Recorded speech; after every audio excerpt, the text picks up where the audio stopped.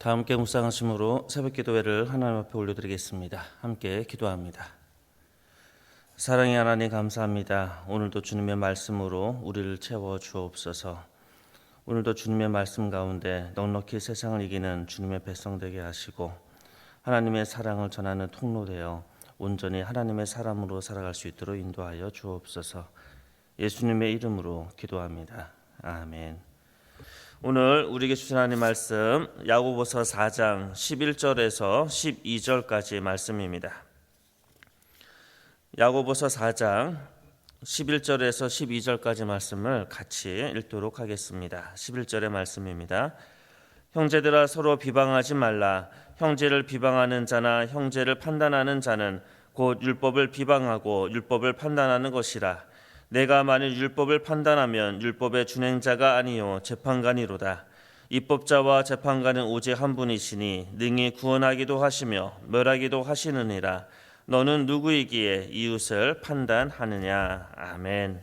오늘도 말씀의 은혜가 저와 여러분에게 함께하기를 소원합니다.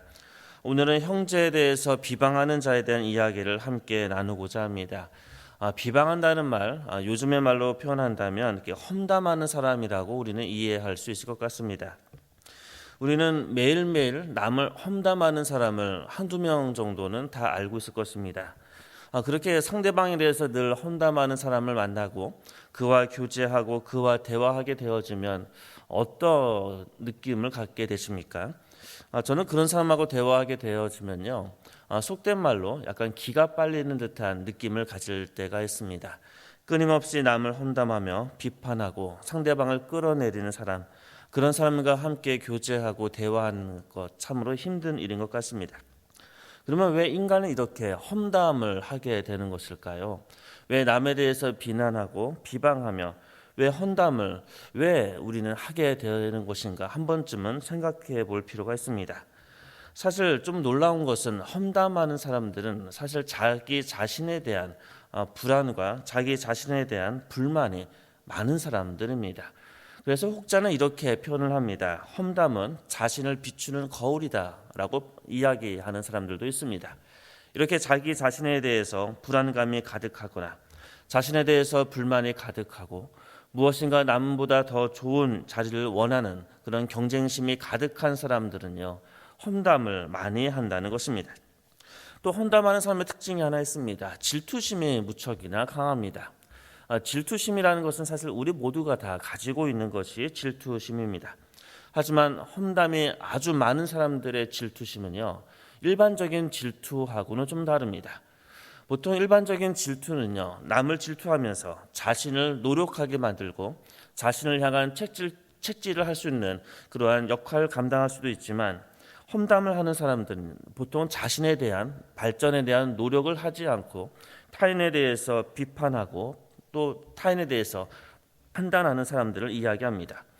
그들이 갖고 있는 생각은요, 타인이 어떠한 생각을 갖고 있는지에 대한 관심은 사실 없고 그 사람보다 내가 우월한 위치에 있다는 그 하나만을 확인하고자 합니다.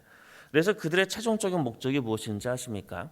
험담하는 사람의 최종적인 목적은요, 상대방을 자신의 아래에 두는 겁니다. 끊임없이 자신이 우월하고 경쟁 속에서 이기고 상대방을 자신의 아래에 놓는 것, 그것을 통해서 가짜 만족감을 가져가는 것, 이것이 험담하는 자들의 특징입니다. 또 험담하는 사람의 또 마지막 그 특징 중에 하나는 이런 겁니다. 굉장히 자기중심적이라는 겁니다.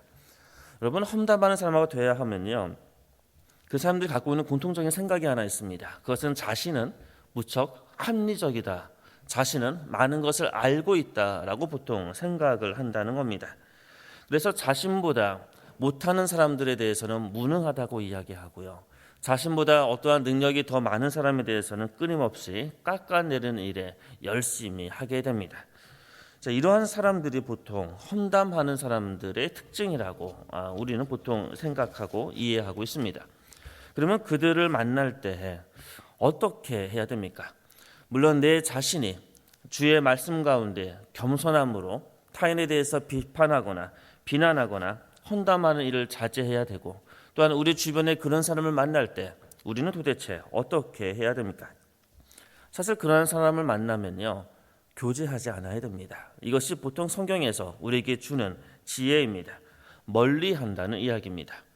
험담을 좋아하는 사람과 더불어 함께할 때 그것은 결코 좋은 교제로 나아가지 못하기 때문에 멀리하고 그들이 하는 이야기를 적당히 흘러서 듣는 것, 이것이 실질적인 도움이 되는 방법이기도 합니다. 그러나 어떤 심리학자는 이런 이야기를 하더라고요. 내 자신이 누구한테 끊임없이 험담을 당하고 있을 때 그것을 이길 수 있는 한 가지는 이것이라고 합니다. 비교당하지 않을 정도로 압도적인 사람이 되라. 이런 충고를 하는 그런 글들을 좀 읽어본 적이 있습니다.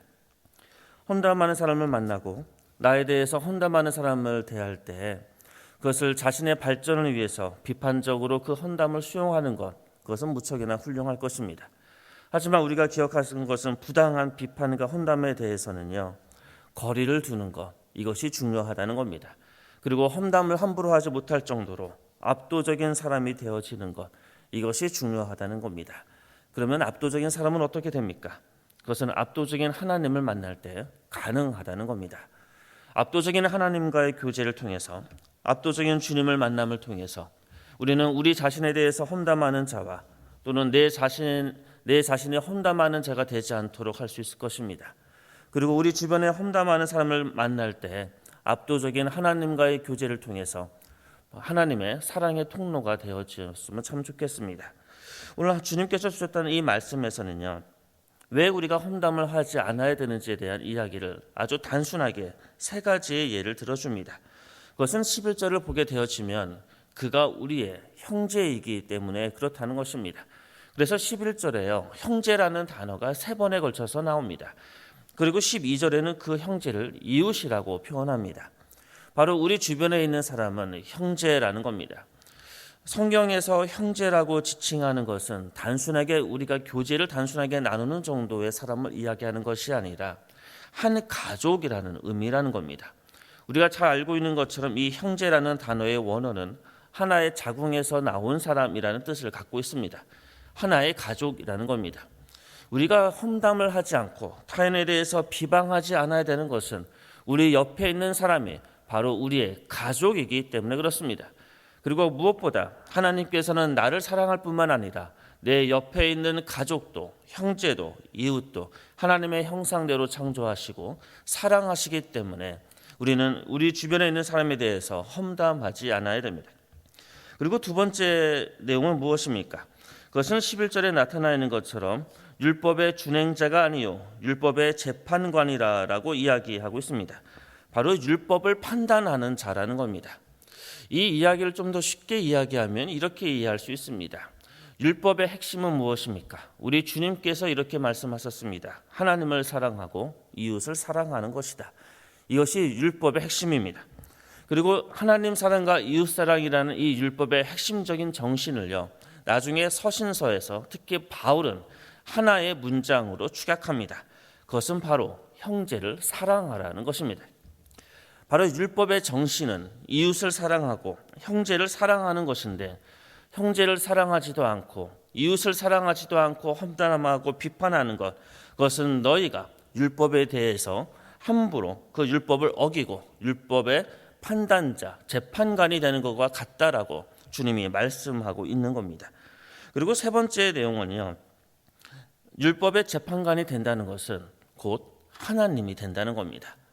우리 스스로 교만해서 하나님 앞에 나를 낮추는 것이 아니라 마치 내 자신이 하나님인 것처럼 모든 것을 알고 모든 것을 합리적으로 생각하고 모든 것을 판단할 수 있다라는 그러한 교만한 마음이 나로 하여금 타인에 대해서 비방하고 험담하게 된다는 것입니다. 그래서 우리는 기억해야 됩니다. 단순하게 상대방에 대해서 나쁜 이야기를, 험담하는 이야기를 하는 것은요, 단순하게 성격이 나쁜 것이 아니라 바로 영적인 일이라는 겁니다. 바로 내 자신을 하나님과 동등한 위치에 두는 아주 영적으로 심각한 교만이라는 겁니다. 그래서 우리는 이것에 대해서 아주 경계해야 되는 겁니다. 그래서 12절의 끝에 이렇게 이야기합니다. 너는 누구이기에 이웃을 판단하느냐?